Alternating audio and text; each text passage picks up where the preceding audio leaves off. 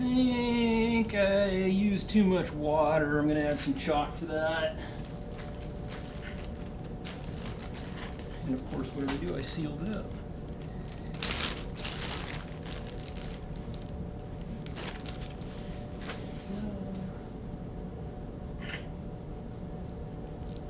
That's better. Okay.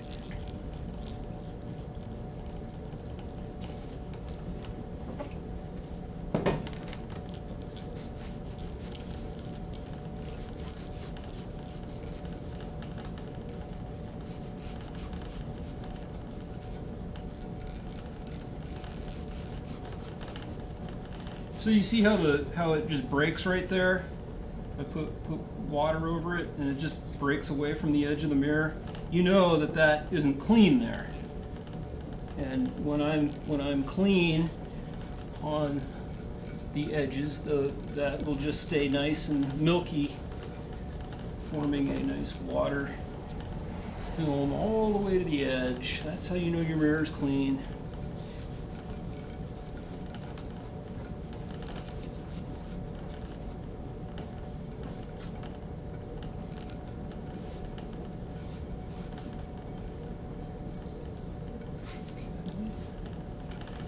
Start working the actual edge of the mirror.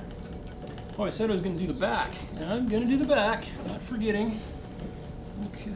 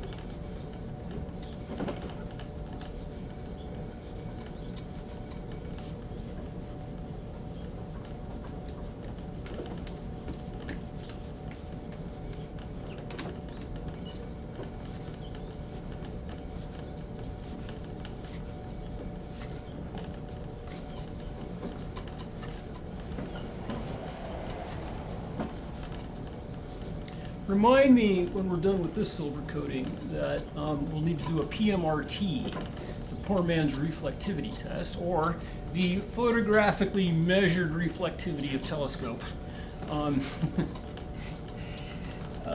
It's a test I was able to put together and qualify using some actual calibrated lab equipment and measure the reflectivity of silver using an ordinary camera that's able to record in RAW mode. RAW mode being necessary so that we have enough bit depth to take a measurement that's valid to a fraction of a percent and show not only the overall reflectivity of the mirror, but its reflectivity in the red, green, and blue channels of the camera, which makes it a spectrometer of sorts, right?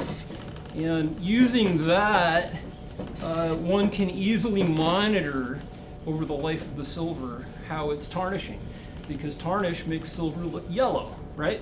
And yellow means that the blue light is being absorbed, and you get the green through red, and that looks yellow. And so doing that, then you've got reflectivities that typically come out on a fresh coating of around 95% for the red and green, and 93-ish for the blue. That's just how it comes out. Silver has a little bit of a yellow look, even fresh. But then as it tarnishes, you just watch that blue channel just drop while the other two remain fairly high.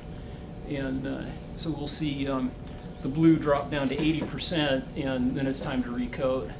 I've got a silver 12.5-inch silver coating next to me here that is hovering around 90% in the blue, but the cosmetic appearance of the coating is not good anymore. It had I don't think I did the cleaning good enough. I've learned a lot since then, thanks to Mel. about getting all of the chalk off at the next step here. And so I'm rejecting that mirror, even though it's a year old and it's still quite functional. I think I probably could have gone a year and a half with it if the coating just wasn't so stained, and the stains just have gotten worse over time. So we'll do a better job on that one and see how long it goes. And I've got an 8-inch in a box next to me on the left, and on my left, and it's gone 3 years. But it spends most of its time in the box. It does get used, but it's really not a high use item. So, but that coating is down at around, I think I measured 85-ish, 80-ish, I forget. So it's ready to be recoated for sure. But that's 3 years on a silver coating, you know. Now, if you're a Howard or a Mill or anybody else who really goes and does a lot of astronomy, that mirror wouldn't have held up, stored the way it's stored. I think we're finding that the tarnish cloth is quite, or the anti-tarnish cloth is quite necessary, or useful anyway. Dehumidifiers are very helpful. Really keeping the dust off, being sure to blow the dust off when you're done using the mirror. All those things are very helpful, as well as just keeping it in a sealed container, which that is pretty much a sealed container. It's not great, but it minimizes the amount of air exchanges across it. So that's good. Keeping a mirror in a garage seems to be a good thing, or an observatory or a shed or something. Keeping a mirror unprotected in your house has been shown at least 2 or 3 times to be a bad thing.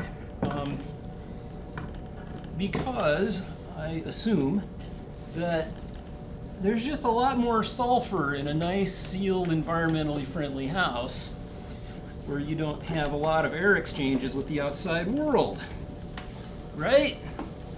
So where does all that sulfur come from? I don't know, it was around here somewhere. Oh, sorry.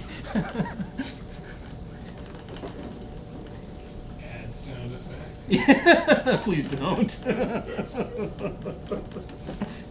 Oh boy.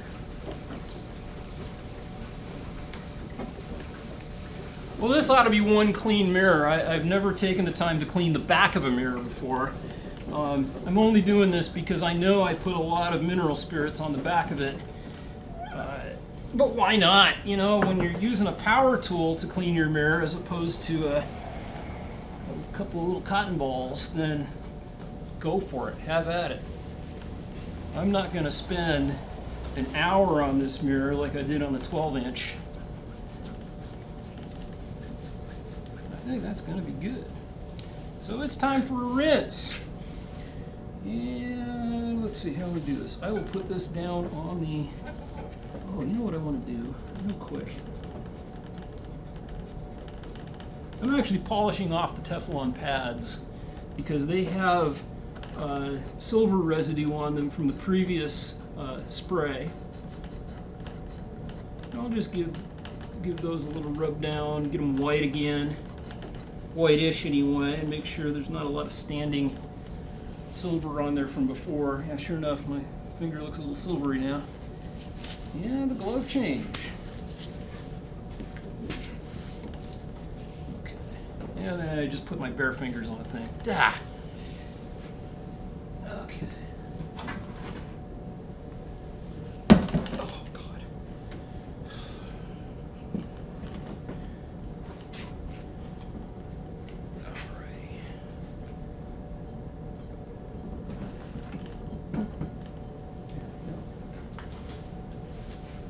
That's not rinse, this is rinse.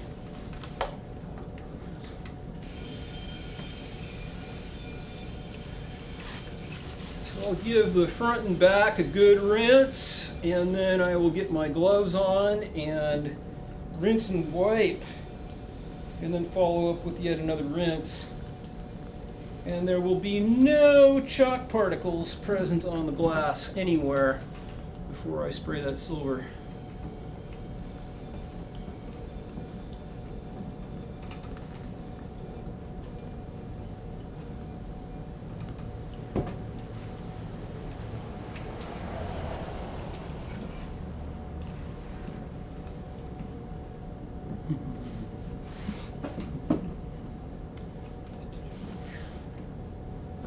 Let's see if I can rotate the thing. Ah. No, you're not going to cooperate with me. Fine. Well, it's a good thing I'm not making a 30-inch right now, or I wouldn't be able to do this.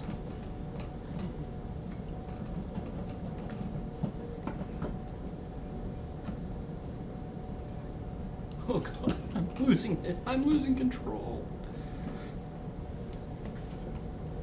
Okay, well, barehanding it, not recommended.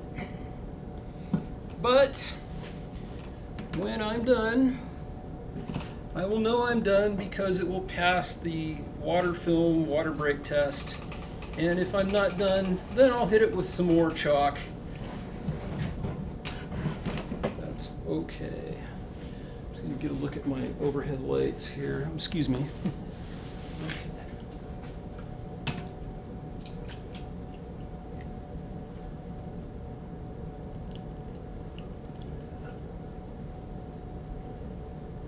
I didn't inspect the previous coating as closely as I'm doing this one, and the edge wasn't as good as I'd have liked it to be. And I'm seeing evidence I need to do some more chalk. So I'm just going to go ahead and do that.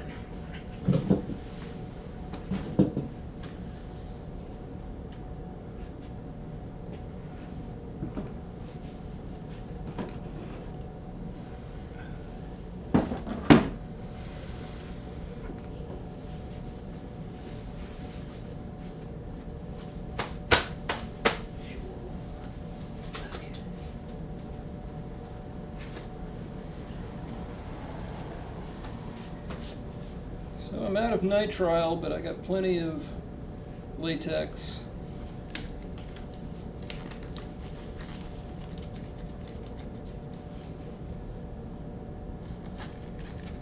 And wet hands.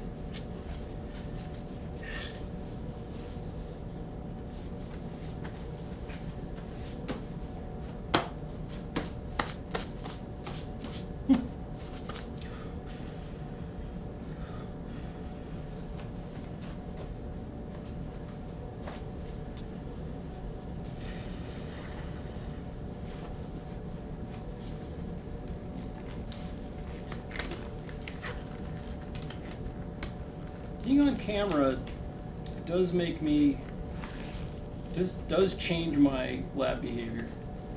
I'm being more careful than I normally am. It's good. I also feel like when I'm doing this by myself, I tend to feel rushed. And for some reason, I'm not feeling rushed. And maybe it's because I know there's people watching, and I know that if I skip something or I'm not thorough about something, I'll get called out on it. Okay, this makes you honest. And if I do something wrong, then fine, I do something wrong. I will have somebody there to let me know that maybe I should have done it a different way. And that's good. That's how you do science, and that's how we improve the process. That said, in the end, when you have a functional telescope mirror that looks beautiful, yeah. I'll bet that's wet enough now. I don't need to add water. Yeah, very good.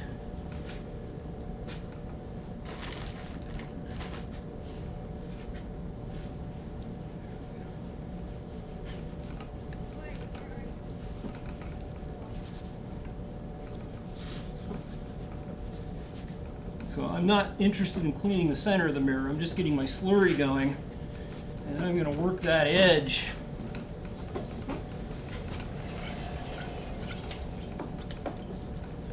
I'm actually putting in a little more pressure than I was doing before.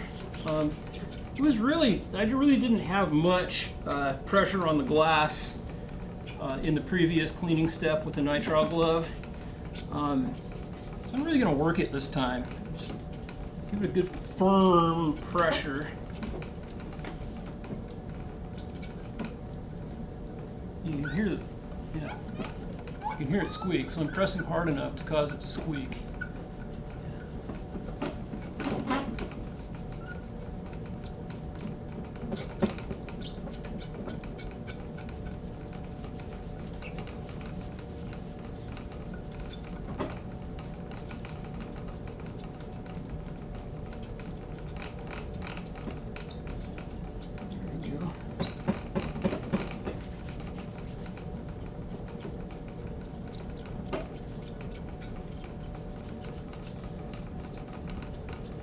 That's 2 high pressure orbits around the edge of the mirror, the edge of the mirror surface, and then I'll do another 2 around the actual physical edge of the mirror, the side of the mirror.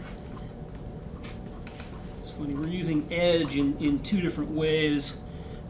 Oftentimes we're talking about the edge of a mirror's figure, which is really the outer limit of the front surface of the mirror. That's where everything goes wrong when you're polishing. The tolerances are extremely tight. And then we use the edge to describe the vertical surface here, the actual edge of the glass, which needs to be cleaned. And so those 2 terms seem to be a little bit in conflict with each other in our world. As long as we're clear about what it is we're cleaning. When we say edge of glass, we mean the vertical, physical edge of the glass. And when we say edge of mirror, we're actually talking about the mirror surface out at the limit of the aperture, like that. That'd be the edge of the mirror, and this would be the edge of the glass.